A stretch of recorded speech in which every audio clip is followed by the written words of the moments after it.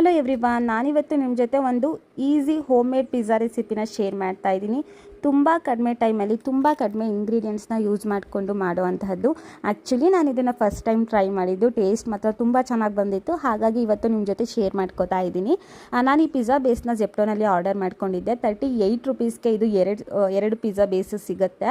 ಅದರಲ್ಲಿ ಒಂದನ್ನು ತೊಗೊಂಡು ಅದಕ್ಕೆ ನೀಟಾಗಿ ಬಟರ್ ಎಲ್ಲ ಸ್ಪ್ರೆಡ್ ಮಾಡಿ, ಅದಾದಮೇಲೆ ಪಿಜ್ಜಾ ಸಾಸ್ನು ಕೂಡ ನೀಟಾಗಿ ಸ್ಪ್ರೆಡ್ ಮಾಡಿಕೊಂಡು ಕಟ್ ಮಾಡಿ ಇಟ್ಟಿರೋಂತಹ ಆನಿಯನ್ ಮತ್ತು ಕ್ಯಾಪ್ಸಿಕಮ್ನ ಅದ್ರ ಮೇಲೆ ಟಾಪಿಂಗ್ಸ್ ಆಗಿ ಯೂಸ್ ಮಾಡ್ಕೊತಿದ್ದೀನಿ. ನೀವು ಬೇಕಂದರೆ ಕಾರ್ನ್, ಟೊಮ್ಯಾಟೊ, ಮಶ್ರೂಮ್ ಯಾವ್ದು ಬೇಕಾದರೂ ಆ್ಯಡ್ ಮಾಡ್ಕೊಬೋದು.